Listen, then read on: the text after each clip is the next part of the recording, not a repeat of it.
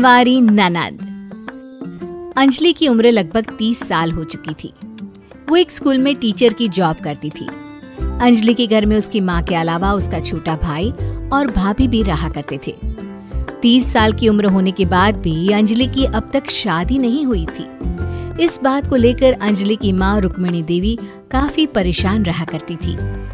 माँ, मैं स्कूल जा रही हूँ, जरा मेरा टिफिन तो दे दीजिए। अब क्या पूरी जिंदगी मैं तुझे टिफिन बनाकर देती रहूंगी? अरे कुछ सोचा भी अपने बारे में या बस ऐसे ही? क्या माँ, सुबह सुबह फिर वही बातें लेकर बैठ गई। माँ गलत क्या कह रही है अंजलि दीदी? इतनी उम्र हो चुकी है आपकी, माँ कब तक आपकी सेवा करती रहेंगी? भाभी, मैंने माँ को कब कहा कि मेरी सेवा करो? वैसे भी अपना टिफिन मैं खुद तैयार कर लेती हूँ, बस टेबल से उठाकर देने को ही तो कहा था। वैसे अंजलि दीदी, देखा जाए तो टिफिन उठाकर देने की उम्र तो आपकी है। आपका अपना घर परिवार बच्चे होते तो ये जिम्मेदारी आज आप पूरी कर रही होती। एक बात मेरी समझ में नहीं आती, अगर मेरी शादी नहीं हुई तो इसमें मेरी क्या गलती है? और तुम सब लोग मेरे पीछे क्यों पड़े रहते हो? अरे कुछ कहना क्या पीछे पड़े रहना होता है?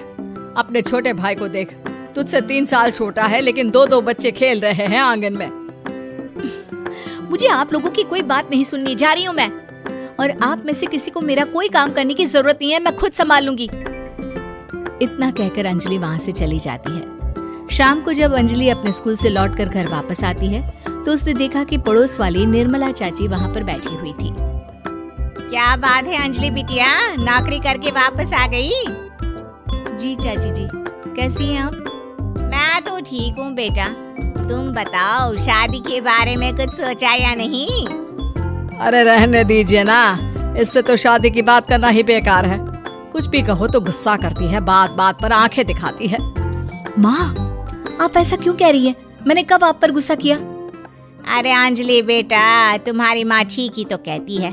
30 की होने आई हो, अब तुम्हें भी शादी वादी कर लेनी चाहिए। चाची जी, आप तो ऐसे कह रही हैं जैसे शादी करने से मैंने मना किया हो। रहने दीजिए निर्मला चाची, हमारी अंजलि दीदी को अभी तक उनकी पसंद का दूल्हा नहीं मिला ना, इसीलिए वो शादी नहीं कर रही। भाभी, ऐसी कोई बात नहीं है। अरे तो फिर क्या बात है? तुम्हारी माँ ने तुम्हारे लिए इतने रिश्ते ढूंढे लेकिन तुम्हें कोई पसंद ही नहीं आता। क्या है ना चाची जी, हमारी ननद रानी नौकरी जो करती है ऐसे ही थोड़ी ना किसी को पसंद कर लेंगी। अरे भाई, नौकरी का घमंड है तो बात अलग है, कोई और बात हो तो बताओ, कोई रास्ता निकाला जाए। नहीं नहीं चाची जी, कोई बात नहीं है, बस मुझे अभी तक अपनी पसंद का कोई मिला नहीं है। सुन लिया आपने, इस लड़की के तो पर निकल आए हैं और इतनी उम्र में अपनी पसंद का कोई मिलेगा भी नहीं इसे। माँ, आप मेरी शादी को लेकर हमेशा मुझे ताने क्यों मारती रहती हैं? अपनी माँ की बातें तो ताने लगती है। ताने हैं? बताओ, मैंने कुछ गलत कहा क्या?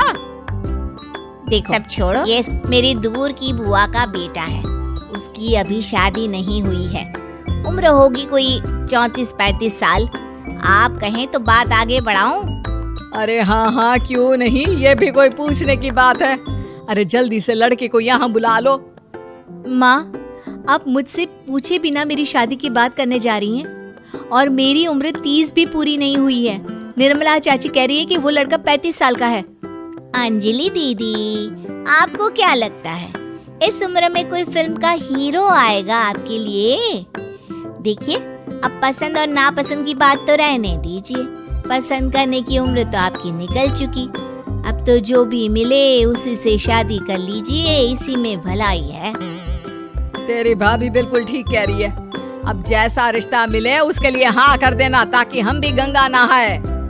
ठीक है, चलिए, मैं उस लड़के को कहती हूँ, वो कल ही अंजलि को देखने आ जाएगा। अगले दिन निर्मला चाची के दूर का रिश्तेदार अंजलि को देखने उसके घर आता है। उसका नाम था अजय। अंजलि जी, तो आप नौकरी करती हैं, वो भी स्कूल में? जी हाँ, मैं स्कूल में टीचर हूँ। हमारी बेटी बहुत होशियार है। अरे पढ़ने लिखने में इतनी होशियार है, इसीलिए तो इसकी नौकरी लगी है स्कूल में। हाँ हाँ ठीक है आंटी जी, जरा मुझे भी तो बात करने दीजिए आपकी बेटी से। जी पूछिए ना, क्या पूछना चाहते हैं? अंजलि मैडम, ये तो बताइए कि आपने अभी तक शादी क्यों नहीं की? बस ऐसे ही, कहीं कोई रिश्ता पसंद नहीं आया इसलिए। लेकिन क्या मैं आपसे पूछ सकती हूँ कि आपने शादी क्यों नहीं की? अंजलि, क्या कर रही हो तुम? लड़कियों को इस तरह की बातें नहीं शोभा देती। रहने दीजिए आंटी जी, आपकी बेटी काफी पढ़ी लिखी है, मैं उनके सवाल का जवाब दे ही देता हूँ। वो क्या है ना, मुझे भी अभी तक अपनी पसंद की कोई लड़की नहीं मिली। अच्छा, कोई बात नहीं। वैसे आपकी तनख्वाह कितनी है? कितना कमा लेती है महीने का? जी यही कोई 25,000 महीने। बस 25,000? इतने से क्या होता है? इतने से तो आजकल घर भी नहीं चलता। आपके कहने का क्या मतलब है? अरे मैं तो ये सोच कर आया था कि नौकरी वाली लड़की है, आराम से 40,000 कमाती होगी। माफ कीजिएगा, आपका और मेरा रिश्ता नहीं हो सकता। जी कोई बात नहीं, मुझे भी आपके शादी में कोई इंटरेस्ट नहीं है। अंजलि, किस तरह की बात कर रही हो? घर आए रिश्ते को ठुकरा रही हो तुम। दीदी, अब इस उम्र में आपको इतनी अकड़ नहीं दिखानी चाहिए। अच्छा खासा रिश्ता हाथ से निकल गया, कहीं ऐसा ना हो कि जिंदगी भर कुंवारी ही रह जाओ आप। कुछ दिन और ऐसे ही निकल जाते हैं और अंजलि की शादी कभी नहीं होती। अंजलि के परिवार वाले बिंदास उसे ताने मारते रहते हैं, लेकिन अंजलि एक बड़ी नौकरी की तैयारी करती है और उसमें सिलेक्ट होने के बाद अंजलि को एक बहुत बड़ी नौकरी मिल जाती है। अब तो दीदी के नखरे और भी ज्यादा बढ़ जाएंगे भाई। अब तो इतनी बड़ी नौकरी जो लग अब इनकी शादी होने से रही। माँ, मुझे नौकरी के लिए दूसरे शहर जाना पड़ेगा। आप जानती हैं ये बहुत बड़ी जॉब है और इसमें पैसे भी बहुत ज्यादा मिलेंगे। अच्छा, कितने पैसे मिलेंगे बेटा? माँ, मुझे हर महीने 90,000 सैलरी मिलेगी। क्या? अरे वाह वाह, ये तो बहुत अच्छी बात है।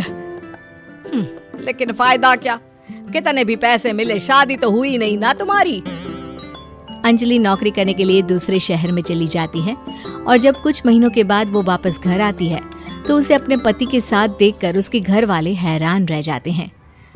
अरे अंजलि, तूने शादी कर ली और हमें बताया तक नहीं। और दामाद जी करते क्या है? इतनी बड़ी कार है उनकी। माँ, मैं आपको सब कुछ बताना चाहती थी, लेकिन आप सबके ताने सुनकर बहुत दुखी हो गई थी और इसलिए मैंने अपनी पसंद से